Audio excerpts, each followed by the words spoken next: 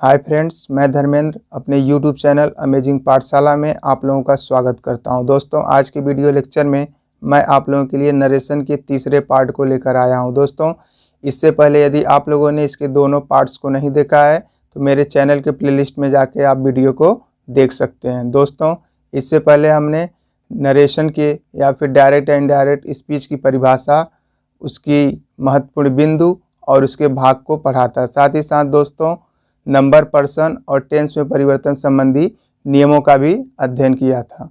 दोस्तों, एक बात और, आप लोग वीडियो को ध्यानपूर्वक देखें और कमेंट के माध्यम से बताएं कि ये वीडियो आप लोगों को कैसा लग रहा है, और इसमें आप लोगों के सुझाव और गाइडेंस बहुत ही महत्वपूर्ण है। दोस्तों, आइए आज आगे अध्ययन करते हैं। दोस्तों, आज हम लोगों का अगला पॉइंट रहेगा पर्सन्स में परिवर्तन संबंधी नियम। ठीक है दोस्तों, दूसरा पॉइंट रहेगा आज पर्सन्स में परिवर्तन संबंधी नियम।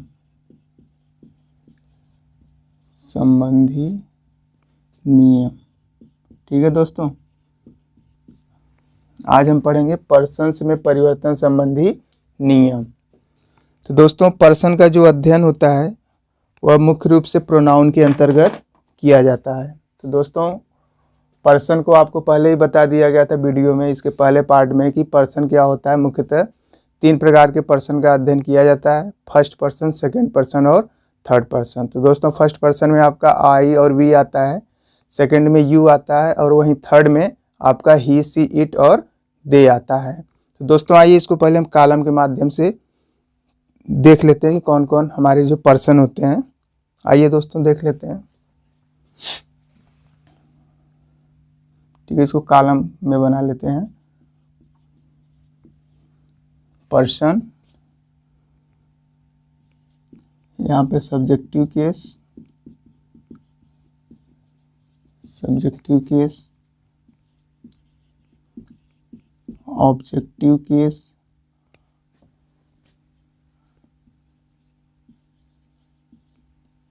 आपका यहाँ पे हो जाएगा पजेसिव केस। ठीक है दोस्तों, पजेसिव केस। इसको और कॉलम बना लेते हैं थोड़ा नीचे तक।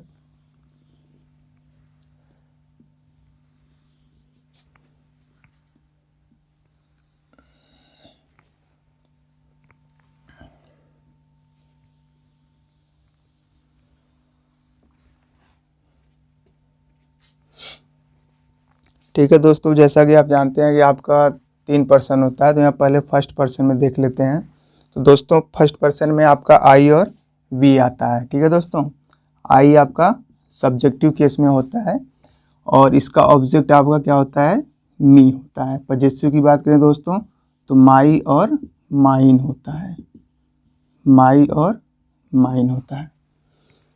और फर्स्ट पर्सन में दूसरा आता है दोस्तों आपका वी का ऑब्जेक्ट क्या होता है, आपका अस होता है, और इसका पजेसिव आवर और आवर्स होता है।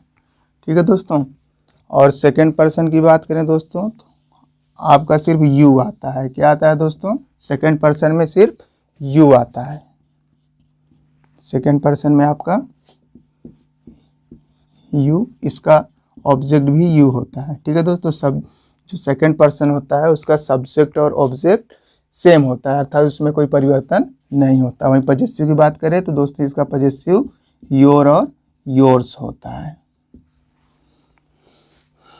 और थर्ड पर्सन देख लेते हैं दोस्तों।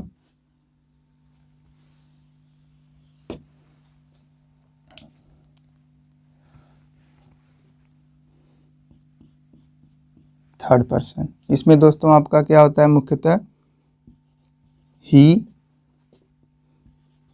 सी, इट और दे होता है। ठीक है दोस्तों, तो ही का ऑब्जेक्ट आपका हिम होता है, और पजेसिव की बात करें तो हीज होता है।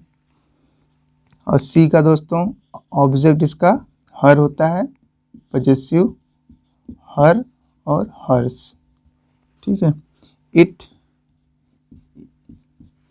का ऑब्जेक्ट इट होता है, और इसका पजेसिव इट्स होता है।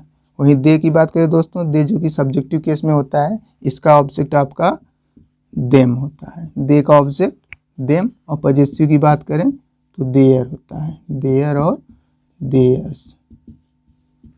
ठीक है दोस्तों। इसके नंबर की बात करें दोस्तों, जैसे आई है आपका, आई बेसिकली क्या है आपका सिंगुलर नंबर होता है, लेकिन ये मुख्यतः अपने साथ प्लूरल वर्ब को लेकर चलता है। तो जैसे दोस्तों देखिए आपका आई क्या है, आपका सिंगुलर है,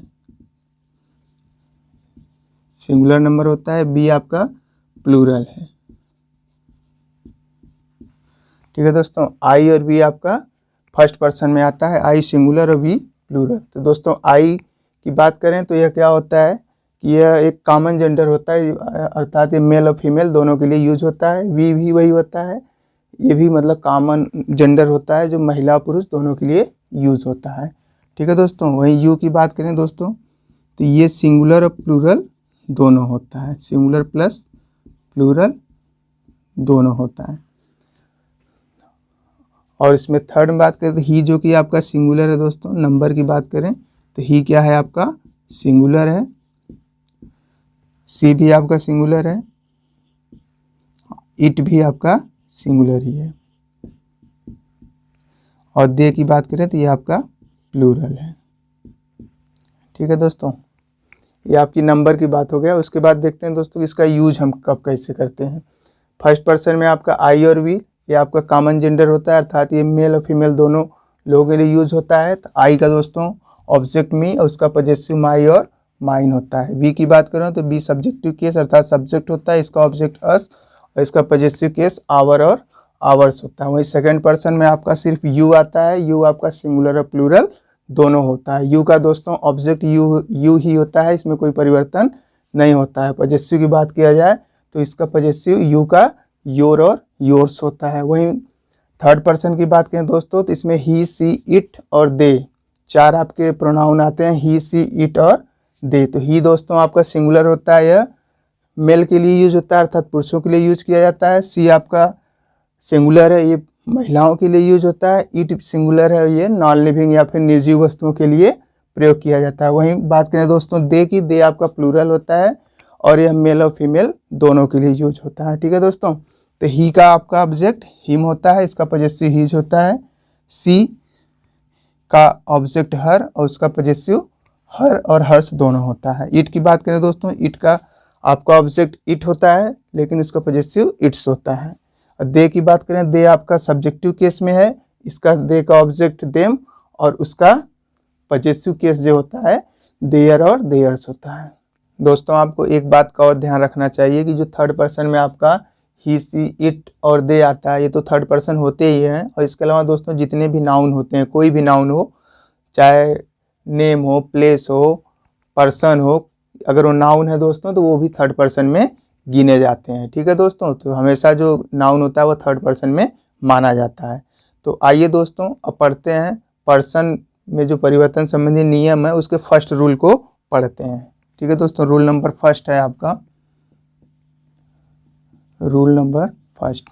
ठीक है दोस्तों जो पर्सन का रूल नंबर फर्स्ट होता है दोस्तों, उस नियम के अनुसार उसकी बात की जाए तो डायरेक्ट से इनडायरेक्ट स्पीच में परिवर्तन करते समय यदि रिपोर्टेड स्पीच में आपका फर्स्ट पर्सन आया हो, अर्थात I, me, my, mine, we, us, our, ours आया हो, उसको हम हमेशा रिपोर्टिंग स्पीच के सब्जेक्ट के नंबर, पर्सन और जेंडर के अनुसार बदलते हैं। ठीक है दोस्तों, आइए इसको नोट्स कर लेते हैं।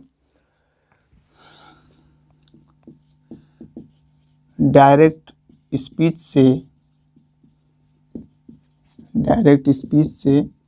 इनडायरेक्ट स्पीच में बदलते समय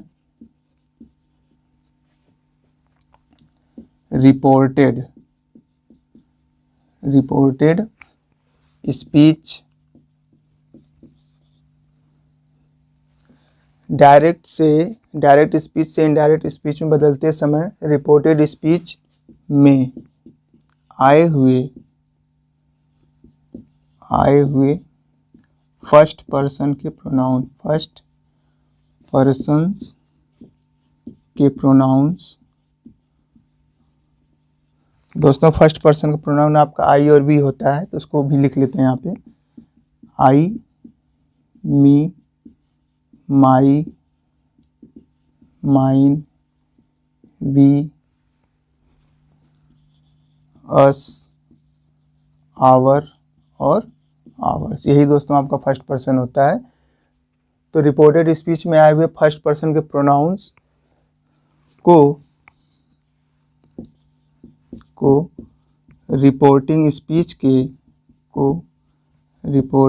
स्पीच के सब्जेक्ट के नंबर, पर्सन और जेंडर, ठीक है दोस्तों, और जेंडर के अनुसार बदलते हैं,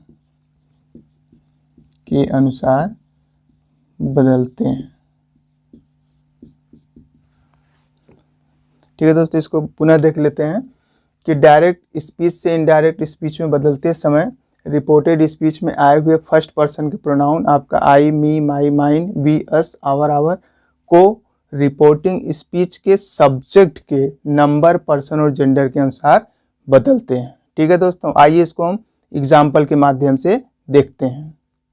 एग्जाम्पल है दोस्तों, एग्जाम्पल देख लेते हैं।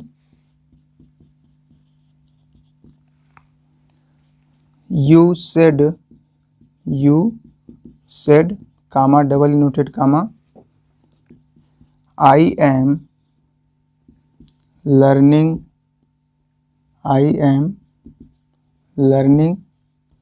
माई लेसन।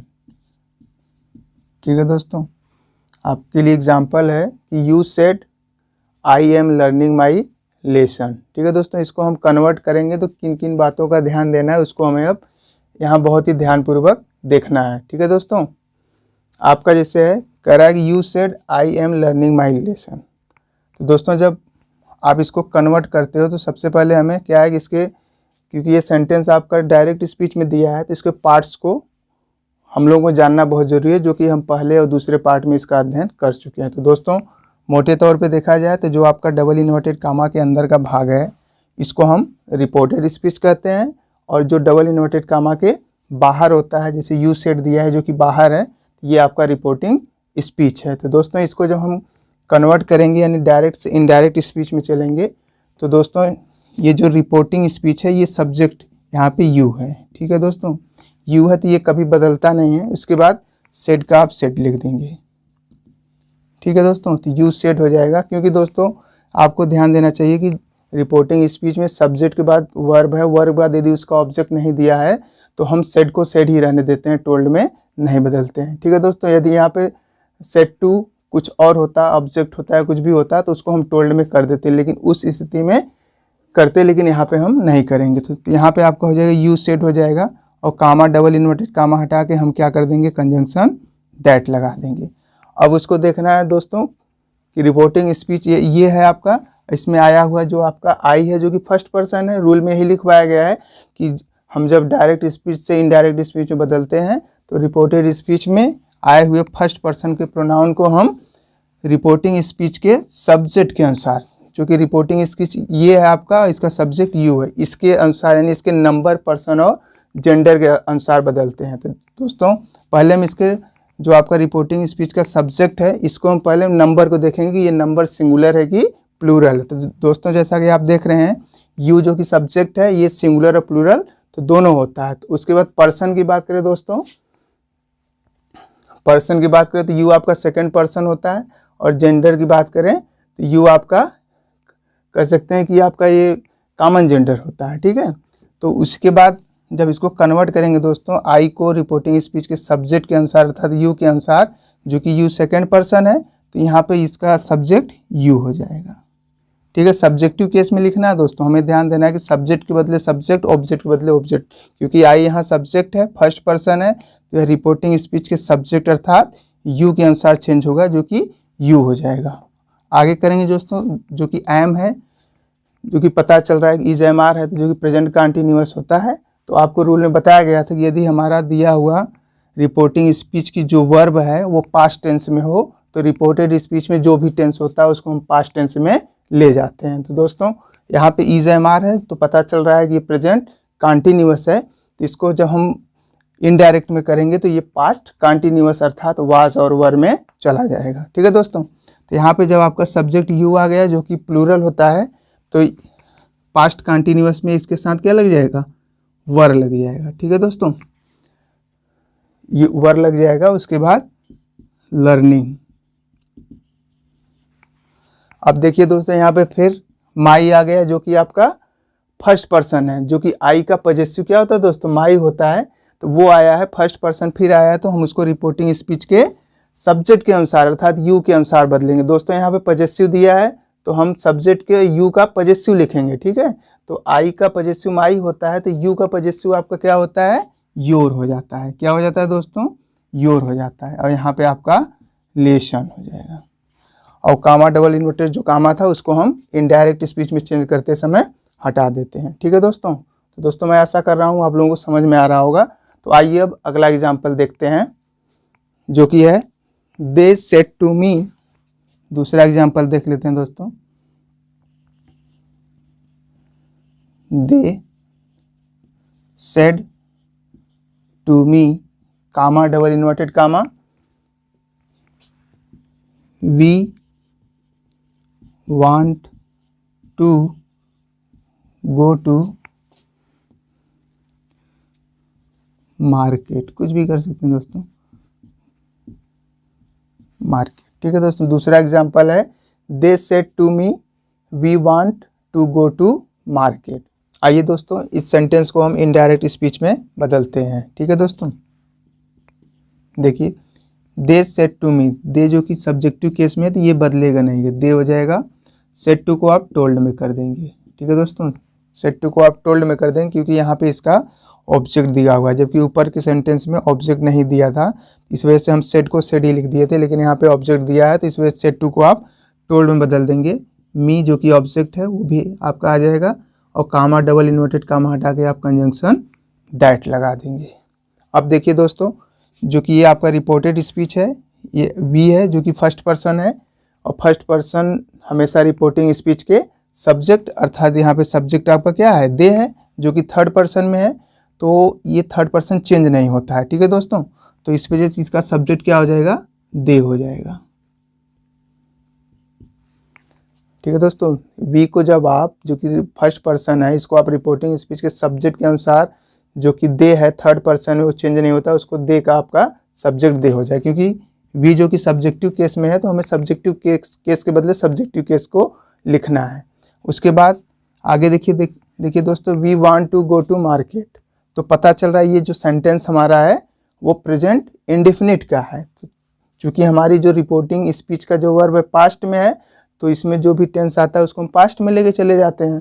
तो ये जो हमारा रिपोर्टेड स्पीच का जो पार्ट है वो किस टेंस में है, प्रेजेंट इंडेफिनिट है, तो इसको हम पास्ट इंडेफिनिट में ले जाते हैं। ठीक है दोस्तों, तो पास्ट इंडेफिनिट का दोस्तों आप लोग जानते होंगे स्ट्रक्चर क्या होता है, सब्जेक्ट होता है, वर्ब का सेकंड फॉर्म प्लस ऑब्जेक्ट। क्योंकि सेंटेंस हमारा सिंपल है तो फॉर्म में ये मतलब फॉर्मेशन चलेगा। तो दे आपका सब्जेक्ट हो गया, उसके बाद वर्ब लिखना है तो वर्ब वांट दिया है तो इसका हमें सेकंड लिखना है तो वांटेड हो जाएगा, दे वांटेड। फिर उसके बाद टू गो टू मार्केट। ठीक है दोस्तों, तो दोस्तों आप लोगों को समझ में आ रहा है, तो आइए आगे बढ़ते हैं। आइए दोस्तों पर्सन के दूसरे रूल्स को पढ़ते हैं। ठीक है दोस्तों, पर्सन का रूल नंबर दूसरा है। ठीक है दोस्तों, रूल नंबर दोस्तों जो दूसरा होता है वो ये होता है कि डायरेक्ट स्पीच से इनडायरेक्ट स्पीच में हम जब बदलते हैं तो रिपोर्टेड स्पीच में आने वाला जो आपका सेकंड पर्सन, चूँकि यू होता है, एक ही होता है, उसमें कोई नहीं होता है दूसरा, तो सेकंड पर्सन यू को हम हमेशा रिपोर्टिंग स्पीच के ऑब्जेक्ट के नंबर, पर्सन और जेंडर के अनुसार बदलते हैं। आइए दोस्तों इसको भी नोट्स कर लेते हैं। डायरेक्ट स्पीच से इनडायरेक्ट स्पीच में बदलते समय स्पीच में बदलते समय रिपोर्टेड स्पीच में आए हुए सेकेंड पर्सन। ठीक है दोस्तों, आए हुए सेकेंड पर्सन, जो कि आपका सेकेंड पर्सन क्या होता है, यू होता है। यू का सब्जेक्ट ऑब्जेक्ट सेम होता है।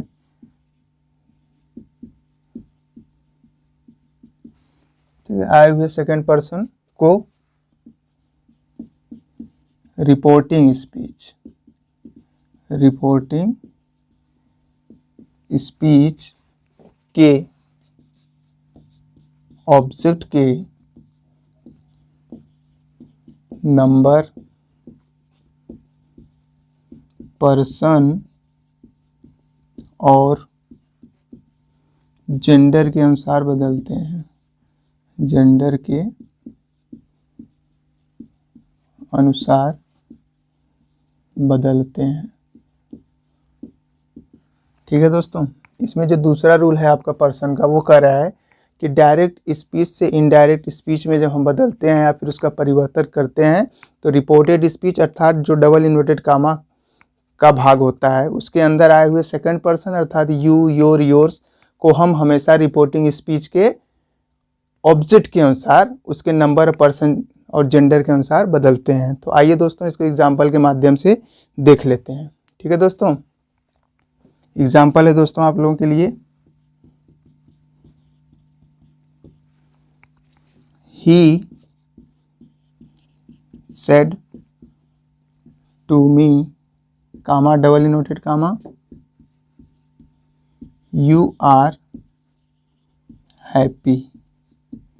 ठीक है दोस्तों, he said to me you are happy. आइए दोस्तों इसको चेंज करते हैं। तो दोस्तों चेंज करेंगे आप, तो जो कि ही है यहाँ पे रिपोर्टिंग स्पीच का सब्जेक्ट है, ये कभी बदलता नहीं है तो ही हो जाएगा। सेड टू को आप टोल्ड में कर देंगे, क्यों, क्योंकि यहाँ पे ऑब्जेक्ट दिया हुआ है। ठीक है दोस्तों, यहीं पे आप अगर ऑब्जेक्ट नहीं देता तो हम सेड को सेड ही लिखते, लेकिन यहाँ पे ऑब्जेक्ट दिया है तो हम इसको क्या करेंगे, टोल्ड में बदल देंगे। तो ही टोल्ड मी हो जाएगा, कामा और डबल इन्वर्टेड कामा हटा के आप कंजंक्शन दैट लगाएंगे। अब देखिए दोस्तों मेन चीज़ ये है, आपका जो रूल पढ़ रहे हो आप कि रिपोर्टेड स्पीच में आया हुआ सेकंड पर्सन यानी यू, योर, योर्स कुछ भी आया हो, चाहे सब्जेक्ट आया हो, चाहे ऑब्जेक्ट आया हो या फिर पॉजेसिव केस में आया हो, उसको हम रिपोर्टिंग स्पीच के ऑब्जेक्ट के नंबर, पर्सन और जेंडर के अनुसार। ठीक है दोस्तों, रिपोर्टिंग स्पीच आपका क्या है, ये इसके ऑब्जेक्ट जो कि मी दिया है, इसी के नंबर, पर्सन और जेंडर के अनुसार हम यू को चेंज करेंगे। ठीक है दोस्तों, यू जो कि आपका सेकेंड पर्सन है तो ये रिपोर्टिंग स्पीच के ऑब्जेक्ट के अनुसार चेंज होगा। ये देखेंगे आप मी जो कि फर्स्ट पर्सन का है, ऑब्जेक्टिव केस में है।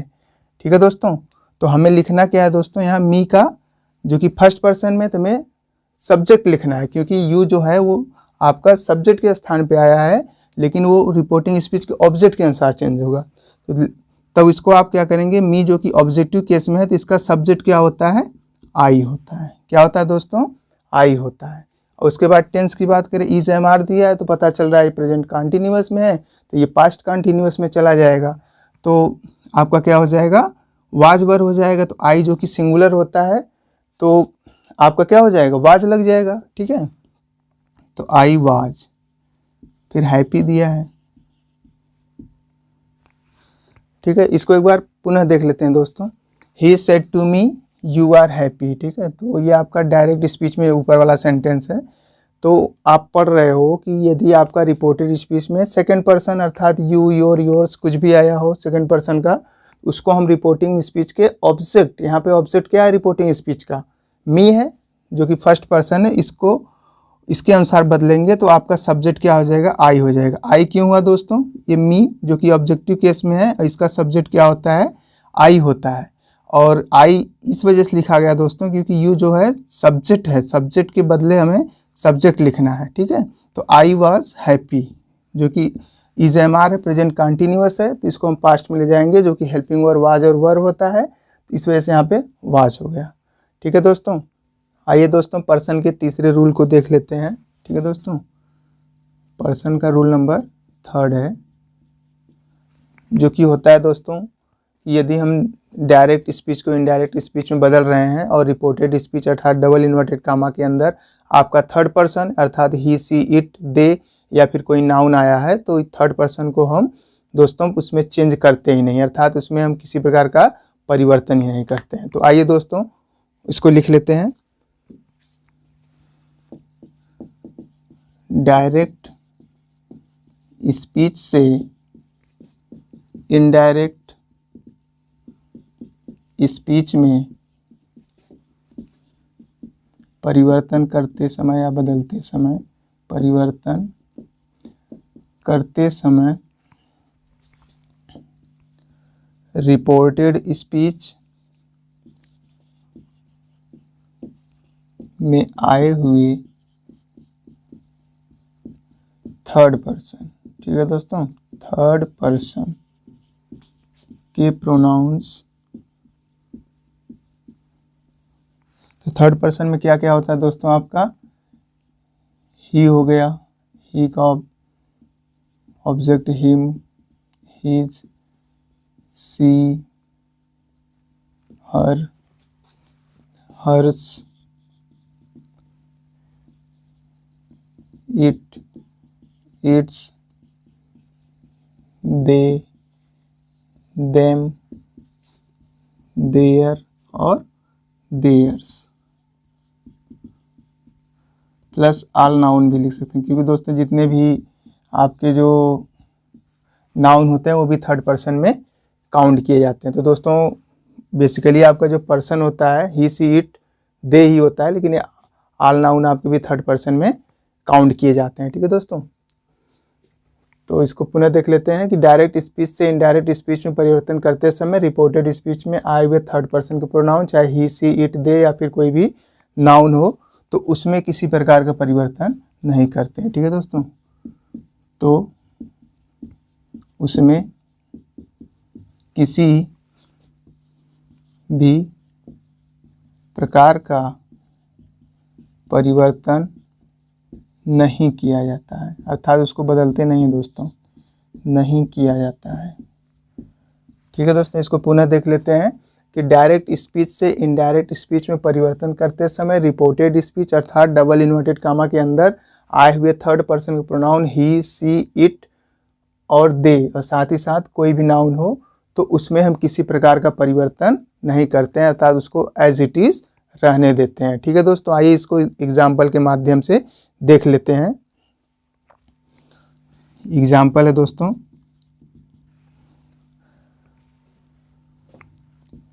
आई said comma double inverted comma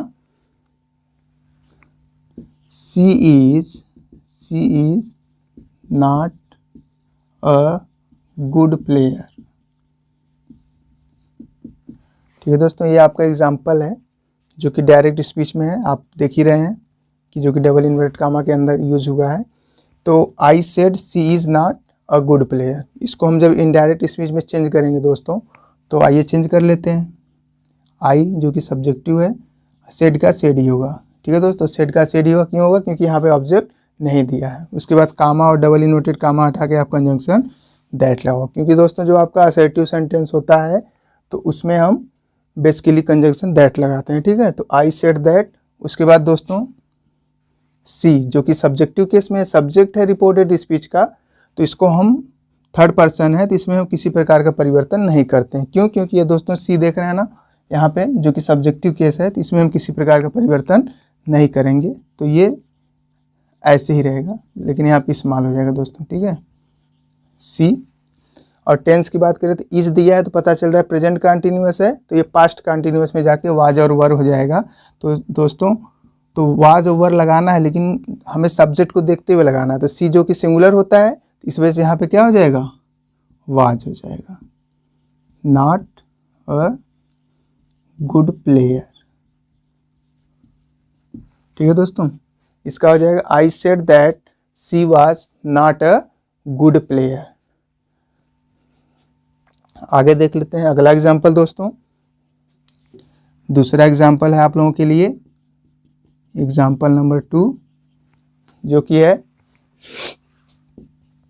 Rakesh said, comma double inverted comma, Rakesh said, comma double inverted comma, he did not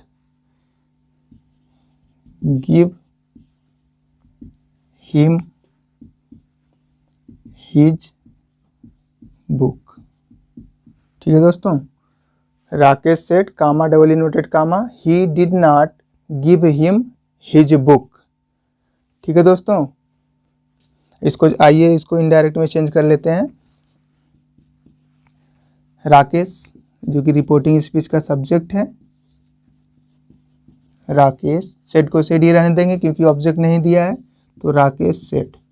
उसके बाद कामा डबल इन्वर्टेड कामा हटा के आप क्या लगा देंगे, कंजक्शन दैट लगा देंगे। उसके बाद देखिए दोस्तों, रिपोर्टेड स्पीच यही पार्ट है आपका डबल इन्वर्टेड कामा के अंदर का, तो जो कि ही दिया है थर्ड पर्सन में। ही किस में आता है दोस्तों, थर्ड पर्सन में आता है। तो थर्ड पर्सन में हम कोई किसी प्रकार का परिवर्तन नहीं करते हैं। तो ही का जो कि सब्जेक्टिव केस में है तो यहाँ पे ही इस्तेमाल हो जाएगा। क्यों, क्योंकि यहाँ पे आप क्योंकि सेंटेंस के बीच में आ रहा है। ठीक है, यदि यही नाउन या फिर कह सकते हैं प्रॉपर नाउन होता है या फिर आई होता तो हम इसको कैपिटल में लिख देते हैं, लेकिन यहाँ पे न तो ये कह सकते हैं आपका आई और ना ही कोई प्रॉपर नाउन, इस वजह से बीच में आ रहा है जिसको हम स्मॉल लेटर में लिखेंगे। ठीक है, राकेश सेड दैट ही। उसके बाद टेंस की बात करें दोस्तों तो डिड दिया है, तो डिड दिया है तो किस में लगता है दोस्तों आपका डिड, डिड आपका पास्ट इंडेफिनिट में लगता है। ठीक है दोस्तों, तो जो आप रूल पढ़े हैं कि जब हमारा रिपोर्टिंग स्पीच का वर्ब पास्ट टेंस में हो तो रिपोर्टेड स्पीच में आने वाला जो भी टेंस होता है उसको हम पास्ट में लेके चले जाते हैं। तो यहाँ पे डिड जो कि आपका पास्ट इंडेफिनिट है तो इसको हम किस में लेके जाएंगे, पास्ट परफेक्ट टेंस में लेके चले जाएंगे। ठीक है दोस्तों, तो आपका क्या हो जाएगा, पास्ट परफेक्ट में सब्जेक्ट आपने लिख दिया, नेगेटिव सेंटेंस है तो सब्जेक्ट के बाद आपको क्या लिखना है, हेल्पिंग वर्ब लिखना है, जो कि पास्ट परफेक्ट में आपका क्या आता है, हैड आता है। ठीक है दोस्तों, हैड नेगेटिव है तो नॉट। उसके बाद देखिए दोस्तों यहाँ पे गिव जो कि वर्ब है, यहाँ पे वर्ब का कह सकते हो फर्स्ट फॉर्म है, लेकिन आपका जो पास्ट परफेक्ट टेंस होता है उसमें वर्ब का हेड के साथ थर्ड फॉर्म चलता है, तो इस वजह से गिव का हमें थर्ड फॉर्म लिखना है। ठीक है, तो क्या हो जाएगा, गिव गेव गिवेन हो जाएगा। उसके बाद फिर देख लीजिए आपका हिम आ गया जो कि थर्ड पर्सन है, थर्ड पर्सन का ऑब्जेक्ट है, इसमें हम किसी प्रकार का परिवर्तन नहीं करेंगे। हिज दिया है, ये भी आपका थर्ड पर्सन पॉजेसिव केस में है तो आपका हिज हो जाएगा। ठीक है दोस्तों, तो आप लोगों को दोस्तों समझ में आ रहा होगा। दोस्तों जैसा कि हम लोगों ने अभी पर्सन के फर्स्ट सेकेंड थर्ड अर्थात 3 नियमों को हमने पढ़ा है, तो दोस्तों इन 3 नियमों को हम शार्ट रूप में भी याद कर सकते हैं। ठीक है दोस्तों, तो आइए देख लेते हैं कि हम उसको कैसे याद कर सकते हैं। ठीक है दोस्तों, जैसे आपका रूल नंबर फर्स्ट क्या था दोस्तों, आपको याद होना चाहिए। रूल नंबर फर्स्ट क्या था कि डायरेक्ट स्पीच से इनडायरेक्ट स्पीच में जब हम बदलते हैं तो रिपोर्टेड स्पीच में आने वाला फर्स्ट पर्सन का जो प्रोनाउन होता है, आई, वी, माई, माइन जो भी होता है, को हम रिपोर्टिंग स्पीच के सब्जेक्ट के अनुसार बदलते हैं, तो उसी को हम शार्ट में लिख सकते हैं दोस्तों। ठीक है, ठीक है दोस्तों, देख लेते हैं। First person change according to, first person change according to subject, according to subject. Rule number second जो कि आपका था कि डायरेक्ट इनडायरेक्ट स्पीच, डायरेक्ट से इनडायरेक्ट स्पीच जो हम बदलते हैं तो रिपोर्टेड स्पीच में आने वाला जो सेकंड पर्सन यू होता है उसको हम रिपोर्टिंग स्पीच के ऑब्जेक्ट के अनुसार बदलते हैं, तो उसी को शार्ट में लिख देते हैं। Second person change according to object. ठीक है, ऑब्जेक्ट दोस्तों रिपोर्टिंग स्पीच के ऑब्जेक्ट की बात हो रही है यहाँ पे। और तीसरा इसका रूल हो जाएगा आपका जो कि कोई परिवर्तन नहीं करते थे, ही, सी, इट, दे आता था, तो आपका हो जाएगा थर्ड पर्सन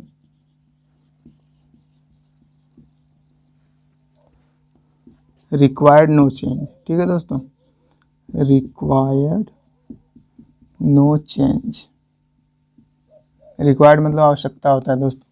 तो जो third person he, she, it यदि आपका रिपोर्टेड स्पीच में आ गया है तो हम उसमें किसी प्रकार का कोई परिवर्तन नहीं करते हैं। ठीक है दोस्तों, यदि फर्स्ट पर्सन आया तो उसे हम हमेशा रिपोर्टिंग स्पीच के सब्जेक्ट के अनुसार बदलते हैं, दूसरा सेकंड पर्सन आ गया तो उसे रिपोर्टिंग स्पीच के ऑब्जेक्ट के अनुसार, और थर्ड आ गया तो उसमें हम कोई चेंज नहीं करते हैं, अर्थात उसको वैसे ही रहने देते हैं। दोस्तों इसको हम शार्ट में जो है ना फर्स्ट सेकंड जो आपका first person subject, second person object, third में नो चेंज, इसको हम ट्रिक के माध्यम से भी सीख सकते हैं। जैसे एक वर्ड आपका होता है सन, ठीक है दोस्तों, सन होता है तो सन मीन्स तो ऐसे पुत्र होता है, बेटा होता है, लेकिन वहाँ उसका मतलब नहीं है, ये कह सकते हैं आप एक ट्रिकी वर्ड है। तो जैसे आपका एस दिया है तो एस का मतलब यहाँ पे क्या है, सब्जेक्ट है, ठीक है दोस्तों, एस का मतलब सब्जेक्ट है, ओ से मतलब ऑब्जेक्ट, और वहीं पे बात करें एन का मतलब, इसका मतलब नो चेंज,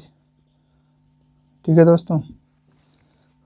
जो वर्ड आपका सन है, यदि हम इसी को याद कर लें तो हम पर्सन को चेंज किसके अनुसार किया जाता है इसको बड़ी आसानी से सीख सकते हैं, ठीक है दोस्तों। तो आपका first person reporting speech subject, second person object के अनुसार, थर्ड पर्सन में हम कोई परिवर्तन नहीं करते हैं, ठीक है दोस्तों। आइए आगे बढ़ते हैं। दोस्तों अब तक हम सभी लोगों ने टेंस में परिवर्तन संबंधी नियम और पर्सन में परिवर्तन संबंधित नियमों को पढ़ चुके हैं, ठीक है दोस्तों। अब आपका आखिरी जो रूल होगा डायरेक्ट से इनडायरेक्ट स्पीच में बदलने का, वो होगा दोस्तों समय या स्थिति की निकटता सूचक शब्दों में बदलना, ठीक है दोस्तों। समय या स्थिति से मतलब दोस्तों जैसे मान लीजिए वो समय या स्थिति के बारे में बता रहा है, जैसे नाउ का देन हो जाता है, दिस का दैट हो जाता है, दिस का दोज होता है, तो उसी को दोस्तों अध्ययन करेंगे। तो आइए देख लेते हैं कौन कौन से वर्ड होते हैं जिनका हम डायरेक्ट से इनडायरेक्ट स्पीच में बदलते समय उनका यूज करते हैं। तो आइए देखते हैं दोस्तों, आपका रूल नंबर 3 हो जाएगा समय या स्थिति की निकटता सूचक शब्दों में परिवर्तन। समय या स्थिति की निकटता सूचक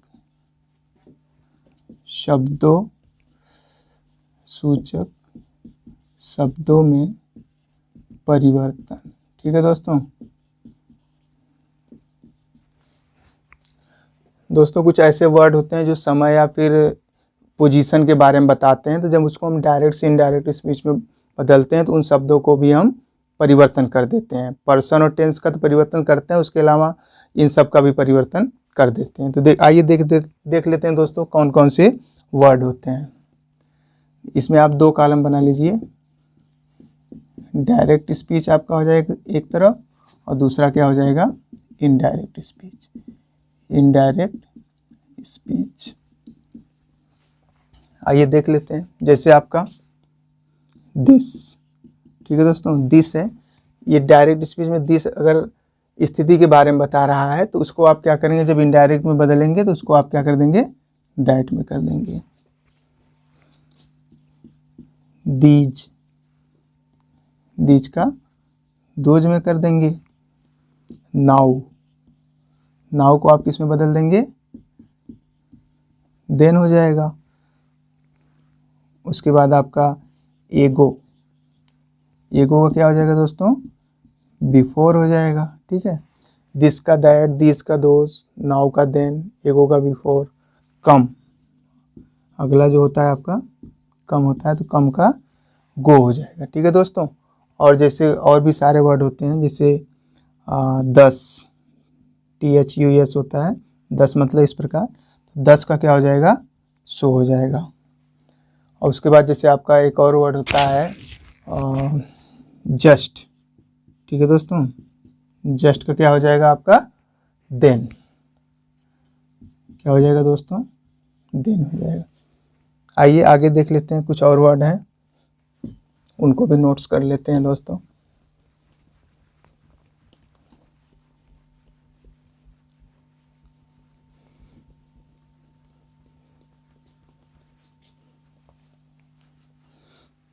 ठीक है, तो दोस्तों और वर्ड है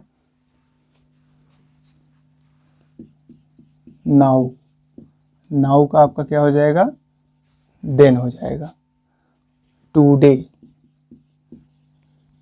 टुडे का दैट डे, ठीक है, टुडे मतलब आज होता है, दैट डे मतलब उस दिन। आगे देख लेते हैं, टू नाइट, टू नाइट, ठीक है दोस्तों। टू नाइट अगर समय को बता रहा है तो इसको आप टू नाइट को आप दैट नाइट में कर देंगे, दैट नाइट। टुमारो, टुमारो को आपका क्या हो जाएगा, the next day, the next day. ठीक है दोस्तों, टुमारो के बाद यस्टरडे होता है आपका, यस्टरडे। यस्टरडे को आप द प्रीवियस डे में बदल देंगे, द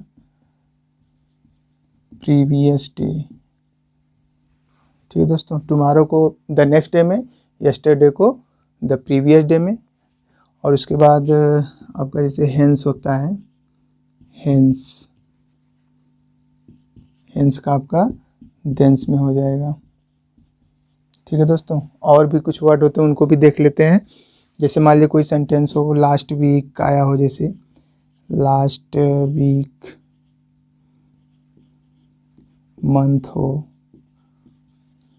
या फिर ईयर हो। ठीक है, तो इसमें आप किसमें चेंज कर देंगे, लास्ट वीक या फिर लास्ट मंथ या लास्ट ईयर आया हो तो इसको आप क्या कर सकते हैं, द प्रीवियस। ठीक है, तो लास्ट मतलब पिछला होता है, तो द प्रीवियस वीक कर सकते हैं, वीक, मंथ, उसके बाद ईयर। ठीक है दोस्तों, तो ये मुख्य रूप से ऐसे वर्ड हैं जो समय और स्थिति के बारे में बताते हैं। तो दोस्तों, जब हम डायरेक्ट से इनडायरेक्ट में बदलते हैं, अगर ये सब डायरेक्ट स्पीच में आए हैं तो इनको हम इनडायरेक्ट में जब कन्वर्ट करते हैं तो नाउ आ गया तो देन कर देते हैं, टुडे आ गया तो दैट डे में कर देंगे, टू नाइट आ गया तो दैट नाइट, टुमारो आ गया तो द नेक्स्ट डे। ठीक है दोस्तों, द नेक्स्ट डे को दोस्तों हम एक और शब्द में लिख सकते हैं, आपका आ जाएगा द फॉलोइंग डे। इसको क्या लिख सकते हैं, द फॉलोइंग डे। तो फॉलोइंग मतलब अगला भी होता है दोस्तों, द नेक्स्ट डे मतलब अगला दिन, फॉलोइंग डे मतलब भी, उसका भी मतलब अगला दिन होता है। यस्टरडे को द प्रीवियस डे, तो प्रीवियस डे मतलब पिछले दिन, और हेंस का देंस हो जाएगा। अगर लास्ट वीक आया है तो प्रीवियस वीक, लास्ट मंथ आया है तो द प्रीवियस मंथ कर देंगे, ईयर आया तो प्रीवियस ईयर कर देंगे। ठीक है दोस्तों आज की वीडियो में बस इतना ही। तो दोस्तों, अब तक हम सभी लोगों ने टेंस में परिवर्तन संबंधी नियम, पर्सन में परिवर्तन संबंधी नियम या फिर समय या स्थिति की निकटता सूचक शब्दों में परिवर्तन को पढ़ा। और दोस्तों, इसके साथ साथ डायरेक्ट और इनडायरेक्ट स्पीच के विभिन्न पार्टों को उसको एग्जाम्पल के माध्यम से सीखने का प्रयास किया। तो दोस्तों, तो आप लोग कमेंट के माध्यम से ज़रूर बताइए कि आप लोगों को वीडियो कैसा लग रहा है, या फिर जो मैं चीज़ आपको बताना चाह रहा हूँ या फिर समझाना चाह रहा हूँ वो चीज़ आप समझ पा रहे हैं कि नहीं, इसके बारे में ज़रूर बताएं दोस्तों। तो अगले वीडियो में मिलते हैं दोस्तों, आज के लिए इतना ही, धन्यवाद।